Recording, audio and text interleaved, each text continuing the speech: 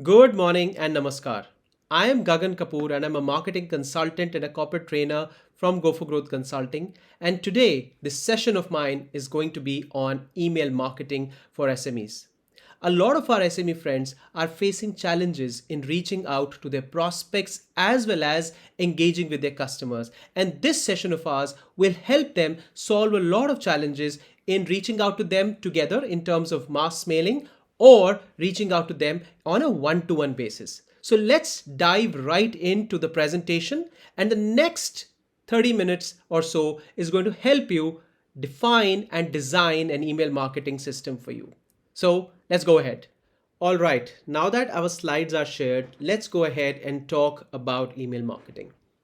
So whenever I've reached out to any of the business owners, I've asked them what is their idea of email marketing. You know what they say? The first thing they say is, give me the data and I will start selling. I will start sending you all tons of emails and let me see what kind of response I get from this. And let me tell you, this is where the problem starts because it doesn't really work like this. Email marketing is not as simple as it looks like that you straight away start sending tons of emails to the people. It doesn't work like that.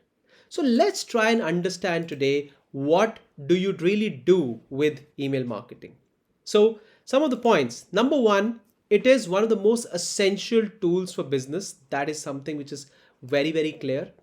It is a form of direct marketing, which means you directly reach out to your end customers, the database which you have. This is actually unlike social media or digital marketing, where you do not have a direct access to the people. You actually go on to the social media websites and start reaching out in the hope that these people will see when they go. In an email marketing, you directly reach out to people, right, in their mailboxes. But what you also need to do, and that is precisely the reason what you need to do, is you need to work on building an email marketing list over a period of time with which you could be in the mailbox of all these people just like that, right? So let's see what kind of email marketing should be done, right? There are three kinds which I'm going to briefly talk about today. The first one will be mail campaigns, right? This is where from one email created, you can send it out to hundreds or thousands of the people, depending upon what kind of database which you have. And I would highly recommend that you send emails to only people whom you have taken permissions from, rather than sending it to unsolicited data. Number two is one-to-one prospecting emails. Yes, we will talk about when you're reaching out to people on one-to-one basis, what are the techniques to reach out to get a response from them.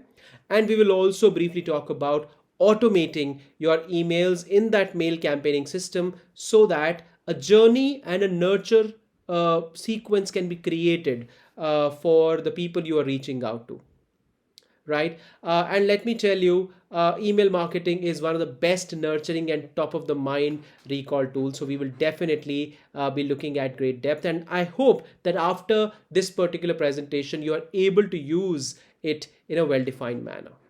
So let's go ahead and talk about various kinds of emails, the variety of emails can you send. I've spoken about three types, but let us see in those three types what kind of emails can be sent. The first one is educational emails, where you put some data, something which can educate your prospects and customers. Number two, if you've written certain blogs on your website, you could share with people. If you have actually spoken or seen some of the blogs which are educational, which are critical, you can even share that. You could share industry updates. It again is nice way to get a recall from the customers. You could actually create your monthly newsletters in which you are giving various updates about your business, what's happening in the industry, what kind of brands you've worked with, what's inside story behind the scenes. A lot of things you could speak in these newsletters as well. You could also send out mails with special offers or some kind of promotional emails. Of course, that can be done. Then you could send out emails which are re-engaging somebody who has not been in touch with you for a long time, right? You could send them re-engagement emails. You could also send review or survey emails to take a review, or you make a survey, send it out to them, let them engage. If you see, these are various ways of engaging with people rather than outrightly selling something to them through an email. And of course, you could even send them event invitations. You are participating in a trade show, you're doing a press conference, you're doing an event, send out the invites to them. It really actually helps them engage with you as well. So these are the kinds and the variety of emails which you can send to your prospects and customers. And let me tell you, this is a great way to help engage with the people, right? Last but not the least, you could even send out abandoned cart emails. At times, people who have just who had added your product into the cart and never took it, you could actually send that. And of course, as a part of the automation, you could send welcome emails, right? So these are the kind of emails which you can send to the people. So let's get straight away into mail campaigns, right? The first part, which I said out of the three, mail campaigns or bulk emails, right? And before I actually go a little depth into what kind of mail campaigns can we do, let me first show you or tell you what kind of email marketing tools which are available today, right? You could actually, first thing, of course, what you need to see is that the personal emails are always for highly qualified prospects. Whenever you're sending emails to C-level executives, you should always send out personal emails to them. They do not like prospecting emails which are sent to many, right? They will straight away, they do not have time, they will probably delete it straight away. But if you're sending out a mail to a bigger database, some of the email campaigning tools are good. I'm going to name a few, and you could choose any. Go ahead, do a bit of a research about them, and you will see something or the other will definitely suit you. So Zoho Campaigns is definitely a very good tool for email marketing. Number two, HubSpot I've seen is actually a wonderful tool again for marketing. MailChimp, of course, has been people's favorite for a long time, so you could use that as well. Constant Contact, Sendinblue are also good tools for email marketing. GetResponse is another one. And for e-commerce and bloggers, Klaviyo and Drip are also good. And frankly, there are many other email marketing tools, and I'm sure you may be either using some or the other tool, which is absolutely okay as long as you have a system, and then you are starting to reach out in a well-defined manner, right? So these are some of the top recommended, but you can actually look at some of the other tools as well. Whatever works for you, cost wise, efficiency wise, you can plan it like that. So let's go ahead and let me tell you why you should read or you should do work with these kind of email marketing tools which I just spoke about. One big reason for this is actually these particular email marketing tools help you read through the emails, in the sense that they are extremely useful, in the sense that you could actually check the performance of your emails. And when I say performance, you could see how many email IDs it was delivered, right? You could even see that how many people opened this particular email. You could see how many people clicked your emails. There must be some links within the emails where people have a CTA, call to action, so people can click that. You could even see how many people or from how many people the email returned, and you can actually see a percentages between how many people opened versus how many people clicked, and also which all people clicked which all links, which actually shows and tells you that these are some of the people who are really interested in my product or services. At times, when you get this list, you could actually reach out to them in another manner through a LinkedIn, or try and see if somebody has clicked many of your links, let's say 10 times. You know that this gentleman or a lady is interested in our business. Maybe let me send a follow-up email, or try and connect with them on LinkedIn or some other way to reach out. But it is very, very important that you read through these numbers, analyze each and every email once you have sent it. 3 to 4 days later is a good idea, right?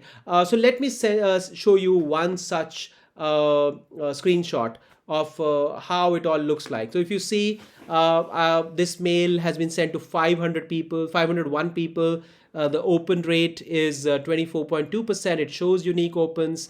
It also shows click rate 4.6%, unique clicks 23 in this case.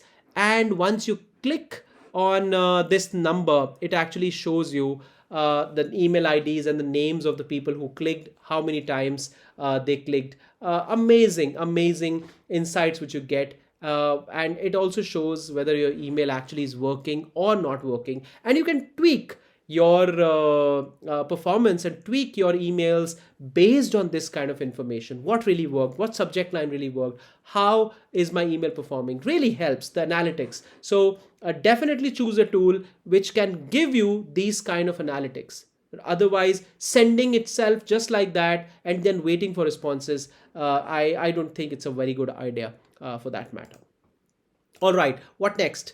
Let's talk about how email marketing tools help. I've already spoken about that. An exact return on investment can be tracked, right? Number one, it allows marketers to reach out to consumers with personalized, relevant, and dynamic messages. Yes, these days, email marketing tools can provide you that. And of course, as I just spoke about, measurability and flexibility. With the analytics available today, it's easy to track the responses to your emails as well, right? And definitely these emails are very, very easy to use. You could actually use or have multiple design templates. Usually they are drag and drop. I'll show you in the next slide what kind of email templates you can create. You do not really require any extensive designing or coding.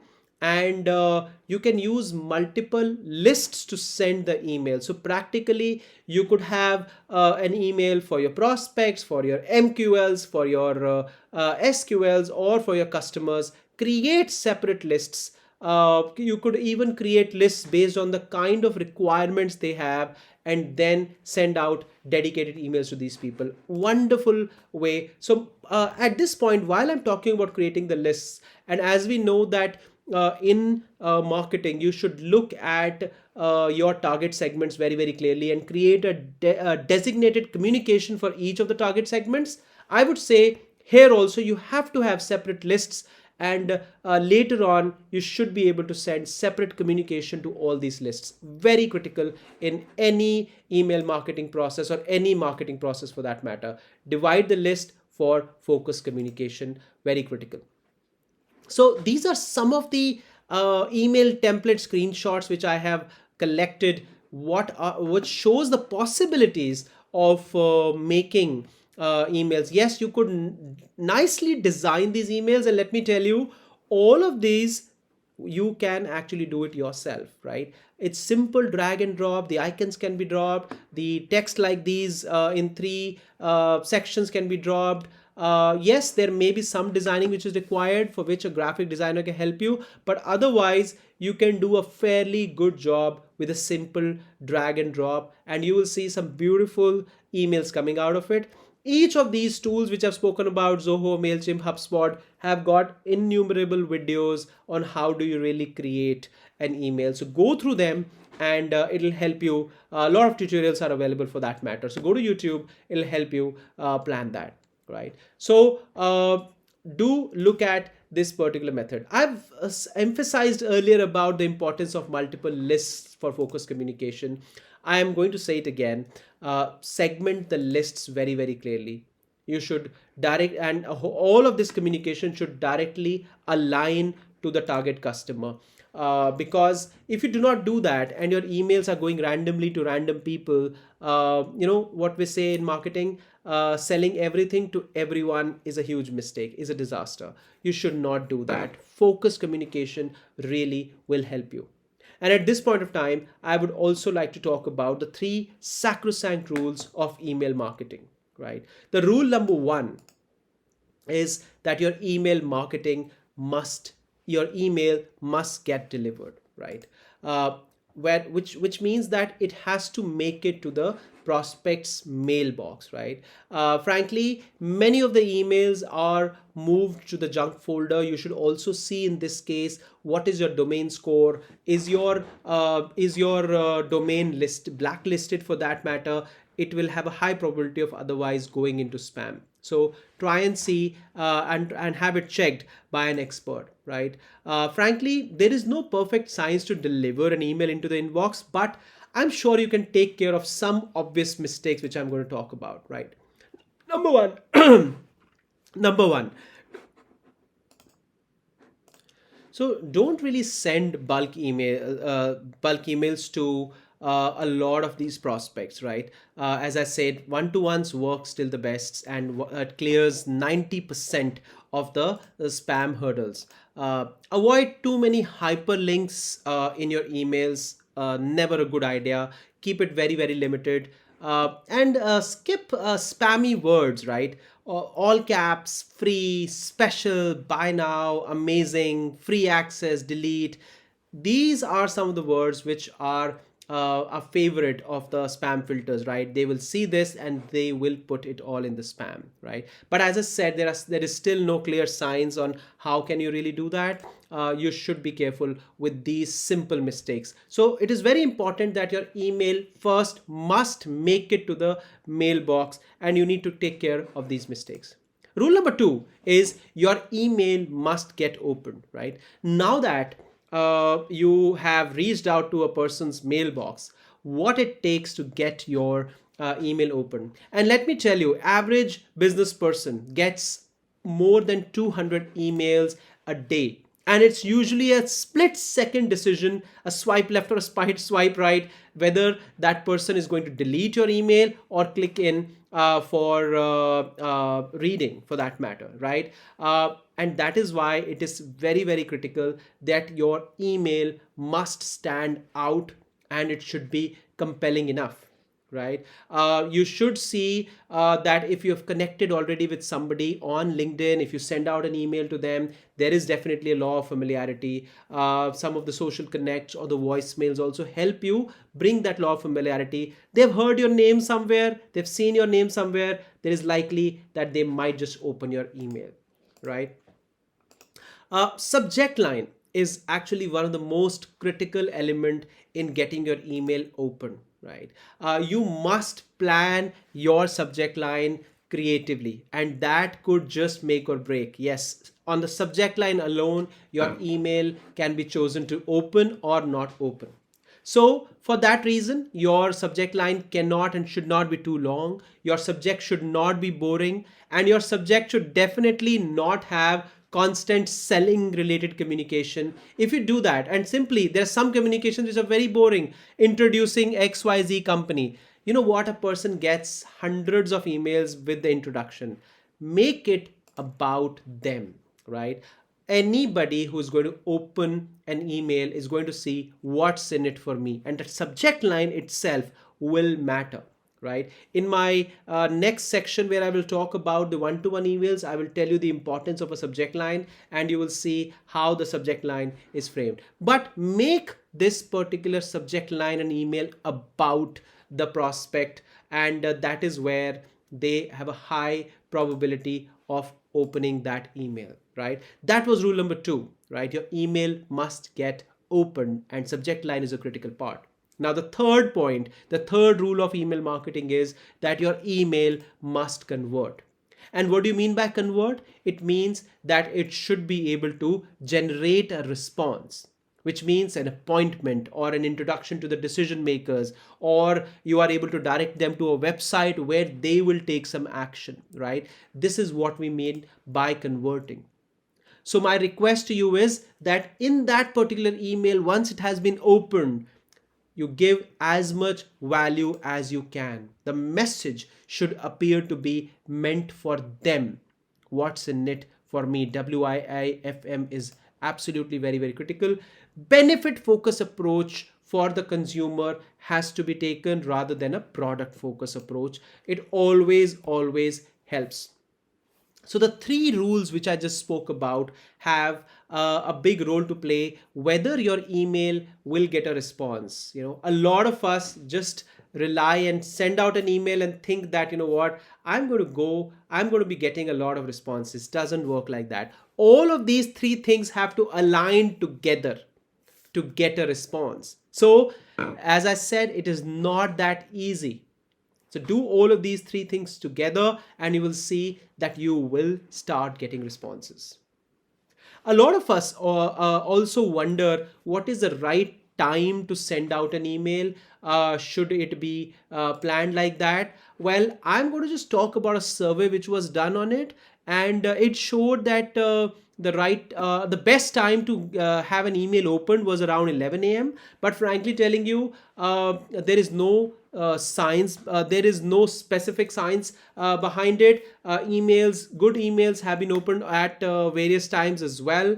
But yes, this was a survey which said 11 a.m. is the best time. And let me tell you, these email marketing tools, if you use them properly, they can actually help you design and send your email scheduled for different kind of audience as per their time zones at a particular time. So again, these email marketing tools really help you plan it much better, right? Going ahead, right? Reports and review. I already spoke about the analytics, right? Every campaign's report must be reviewed after, I would say, ideally 3 or 4 days later to what you have sent an email. See what really worked and what not, right? Who engaged? Can you reach the engaged with other methods like LinkedIn or a call or a personal email, etc.? It really helps you plan that. When you start sending out emails, initial data may not be that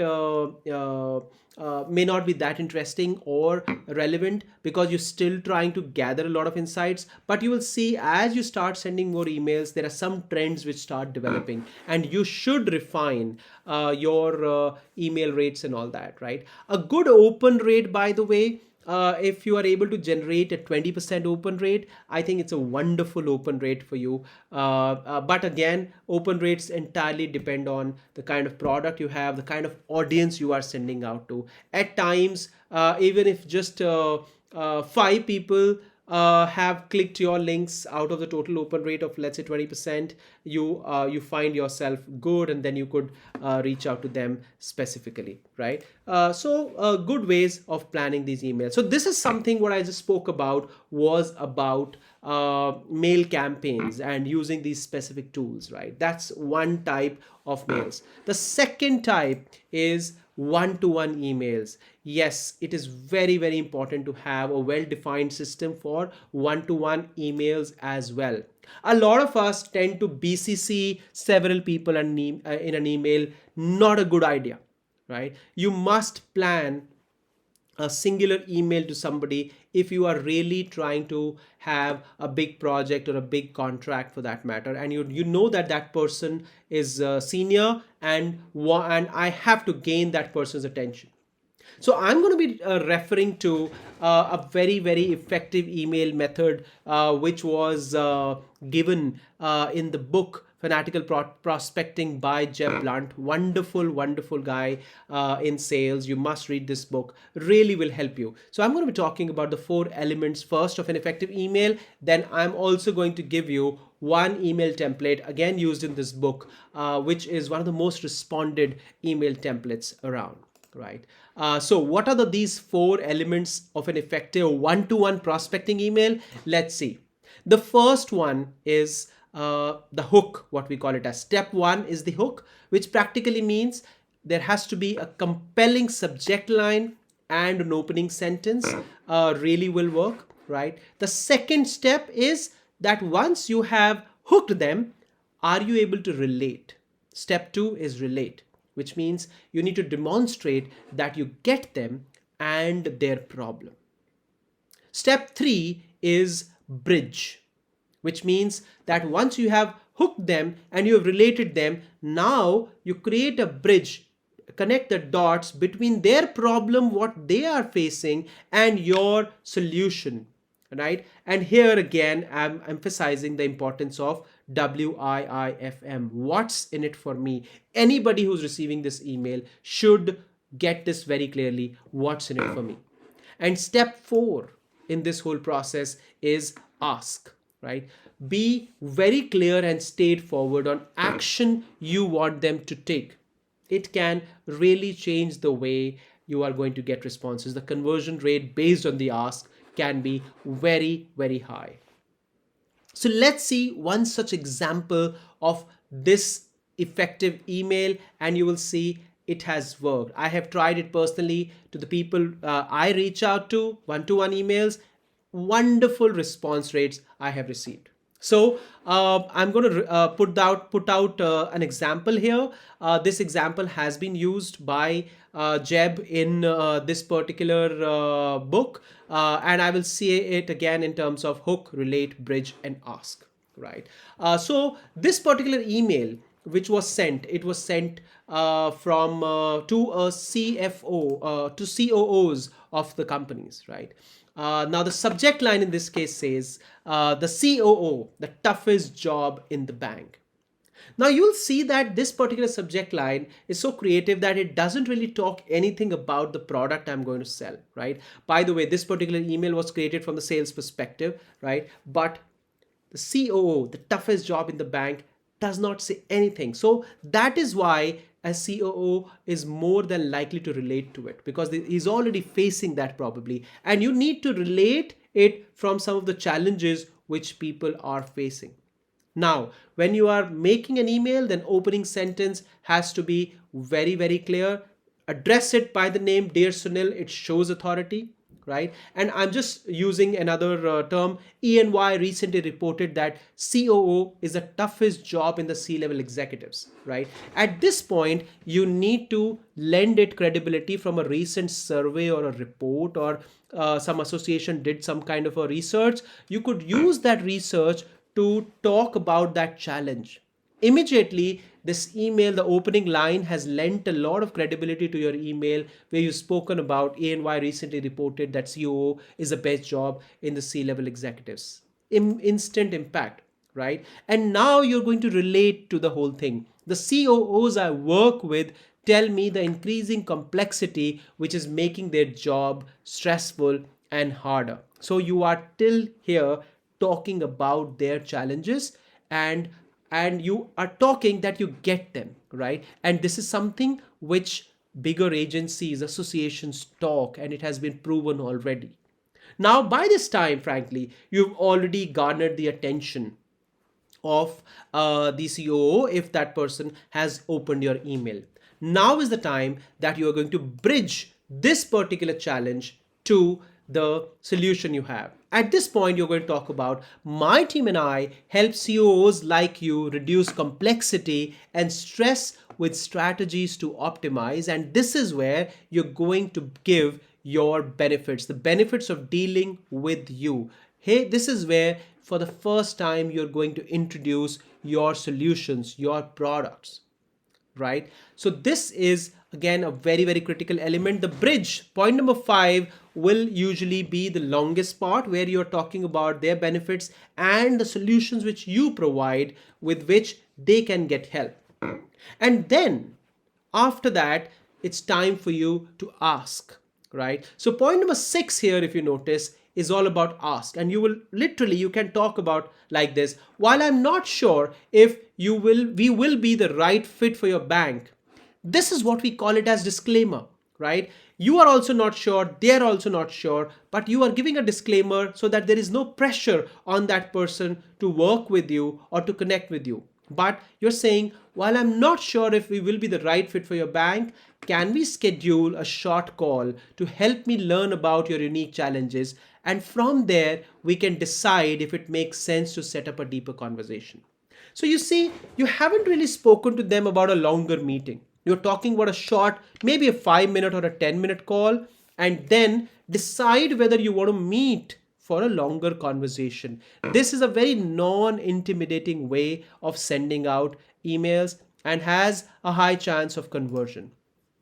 And then when you've said short call, be very definitive in the way you talk about. You clearly say, how about next Thursday at 3 p.m. Very, very clear, very authoritative. And then you give your name and designation and company and address. You should not just write best regards, Gagan in this case. You have to write your name, designation, company address, give a LinkedIn link as well, your website address as well. It really shows credibility to the overall email, right? So this particular way of sending out email has been found to be really, really effective. And again, I'm emphasizing on point number 5. This is where you are going to really relate to their challenge and connect the benefits and the solution. As I said, this is going to be one of the longest. But overall, I would say none of these emails have to be very, very long. Why? Because people do not have patience of getting to very long emails. Shorter the email, the crisper the email, and clear action points written, you are going to get a better response out of it. So I found this email myself to be very, very effective. Try and use it. It might just help you. And write in comments for me of this video in case you found it to be effective and it got you results. Right. So the second method which I just showed you was a one-to-one prospecting email sent out to very senior C-level executives bound to get response. And frankly, the sample which I gave you, you could use your industry challenge here. You could use your associations if some research has been done and relate to it and give your solutions very specific to the challenge which has been suggested. Amazing results can come, right? The third thing which I'm now going to talk about briefly is going to be on email automation. Again, a lot of data, information, or videos are available through all of the mail template tools like MailChimp, HubSpot. Earlier, I spoke about all of them. There is enough information and videos around that. I will briefly talk about email automation just to get you started, right? And so let's see email automation, right? While making an email automation process, right, you need to first define your goals as what you want to achieve out of the email automation. You need to also define how to identify triggers, right? Identify the kind of triggers which will start an email chain for the people, right? Let's say somebody has made a purchase on your website, right? Then you can actually have a set of emails sent to them over a period of time. Or somebody has landed on your website, down you give them something like an ebook. They have given you a lead, and after that an email chain can be triggered to them to nurture them to buy something bigger from you. If they sign up a newsletter or they abandon a cart, there are various ways with which the trigger of that email can happen, and then a nurturing sequence starts, right? And by the way, a lot of these email automations the word name automation, somebody is filling an email on your form on the website. Through the website API, it gets directly linked to any of your email marketing tools, and that email campaign, email automation can automatically start, and then it sends out a series of emails on a decided duration. So yeah, that is the way you could actually plan your email marketing. And I would again say segmenting these leads is very, very critical. Do not take the segmenting part lightly. And while creating an email marketing, you can use email marketing templates. Create a flow, by the way, just do not do it randomly. That is very, very critical, right? And I would say that you could set up the workflows in a very, very well defined manner. I will briefly talk about setting up of the workflows. Whenever you nurture or put out leads like this, do it with a pattern, right? The flow of those emails, one to the second, to the third, to the fourth, should not be random. Determine the actions by the subscribers and their behavior on email actions. Let's say on the fourth or the fifth email, right? The person has decided to take some action or decided to take pricing or quotation from you. At that time, the next 5 or 6 emails may not be sent to them because those were made and designed to nurture them in a slightly different manner. They have now got into, probably from the top of the funnel to the middle of the funnel, a different email sequence can start for them once they have taken a quote or the action what they've taken. So you will need to plan your workflows accordingly, right? At this point, I would like to talk about consistency in the way you send emails. Every single email, how it looks like, what kind of fonts you're using, what kind of imagery you are using, has to be consistent with your brand. Totally unrelated designs, totally unrelated colors doesn't really work. My request to you is keep the brand presence consistency going, right? And make your emails frankly easy to read and minimalistic. They should not be too cluttered. It's a clear put off for the people. Make it simply very, very easy to read. And frankly, if I were to read an email, I always see if I can speed read. I can have 4 or 5 highlights very clearly visible so that even if in a hurry I'm scrolling it, can I get a simple message? The speed reads can really, really help you still garner eyeballs. My request to you is definitely plan that. And whenever you're setting out an automation, do test on sample emails, see how it is going, then and then only put it out open to the public, right? Very, very critical. So today I spoke about 3 kinds of email marketing. Mail campaigns, we also spoke about one-to-one prospecting emails, and I briefly also spoke about the email automation. So these are the 3 kind of emails you could see, and of course you could refer to the detailed samples or detailed videos from various email marketing tools to really help you plan your sequences, right? And what really do I want you to do after this? Now that we've come to the end of this particular training, I would request you to take action. I would request you to engage with people in pure value rather than trying to sell too much. I would say the simple rule is 80-20. 80% of the time should be your value, and only 20% is when you are actually selling, giving selling posts. I have seen many people are doing 100% value and still they're getting a lot of response. Do not oversell your product. It never works, right? And now that we've spoken about all of these, it's time to come to the end. But my question to you at this point of time is, what kind of actions you are going to take as an SME to really start planning your email marketing? My request, immediately look for a good email marketing tool, create a good communication, segment the lists, and communicate to them as per those lists.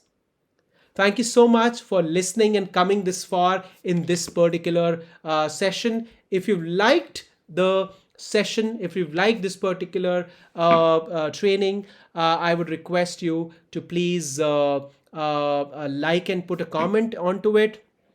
If you are seeing it on YouTube, then I would request you to please subscribe to the channel. It will help you get a lot more such videos which I usually make. And of course, for anything else, feel free to connect with me. Thank you so much. It's been an absolute pleasure talking about email marketing. I am Gagan Kapoor and I'm a marketing consultant from Go for Growth Consulting. Thank you.